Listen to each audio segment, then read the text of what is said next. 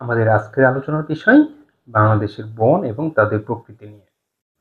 বাংলাদেশে ৩ ধরনের বনভূমি রয়েছে, সেগুলো হচ্ছে ক্রান্তীয় চিরহরিৎ বৃক্ষের বনভূমি, ক্রান্তীয় পতনশীল বৃক্ষের বনভূমি এবং স্রোতজ বনভূমি বা ম্যানগ্রোভ বন। আমরা আজকে দেখব এই সকল বনভূমির অবস্থান এবং উদাহরণ। তো প্রথমে হচ্ছে ক্রান্তীয় চিরহরিৎ বৃক্ষের বনভূমি। ক্রান্তীয় চিরহরিৎ বৃক্ষের বনভূমির অবস্থান কোথায়? বাংলাদেশের দক্ষিণ পূর্ব এবং উত্তর পূর্ব যে পাহাড়ি অঞ্চলগুলো রয়েছে, যেমন চট্টগ্রাম, রাঙ্গামাটি, খাগড়াছড়ি, বান্দরবন, এছাড়া মৌলভীবাজার, হবিগঞ্জ সহ যে এলাকাগুলো রয়েছে পাহাড়ি অঞ্চল, সেগুলোতে যে বনভূমিটা রয়েছে সেগুলো হচ্ছে ক্রান্তীয় চিরহরিৎ বৃক্ষের বনভূমি। এই বনভূমিগুলার উদাহরণ হিসেবে আমরা বলতে পারি দাওয়াছড়া জাতীয় উদ্যান, হিমছড়ি জাতীয় উদ্যান, সাতছড়ি জাতীয় উদ্যান। এগুলো হচ্ছে ক্রান্তীয় চিরহরিৎ বৃক্ষের বনভূমির অন্তর্ভুক্ত।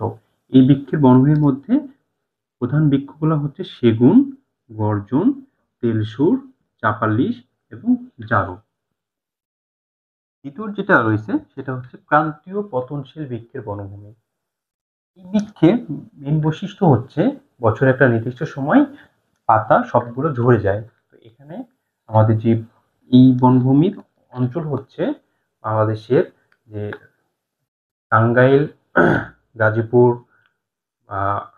শেরপুর, বগুড়া, রাজশাহী এবং কুমিল্লা অঞ্চলে এই বনভূমি দেখা পাওয়া যায়। তো উদাহরণ হিসেবে আমরা যে বনের কথা বলতে পারি সেটা হচ্ছে মধুপুর এবং ভাওয়ালের গড়, কুমিল্লার লালমাই বনাঞ্চল।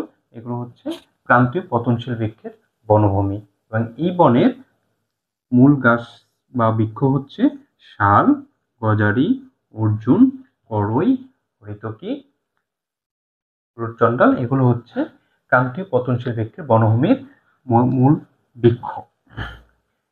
সর্বশেষ যে প্রকৃতি বনভূমি রয়েছে সেটা হচ্ছে স্রোতজ বনভূমি বা ম্যানগ্রোভ বন। ম্যানগ্রোভ বন বাংলাদেশের খুলনা, বাগেরহাট, পটুয়াখালী, ভোলা এই অঞ্চলটি অবস্থান করছে এবং বাংলাদেশের প্রায় ৬,০০০ বর্গ কিলোমিটার অঞ্চল হচ্ছে এই ম্যানগ্রোভ বনের অবস্থান। পৃথিবীর বৃহত্তম ম্যানগ্রোভ বন বাংলাদেশে অবস্থান করছে। এই বনের অন্যতম বৃক্ষ হচ্ছে সুন্দরী, গেওয়া, কেওড়া।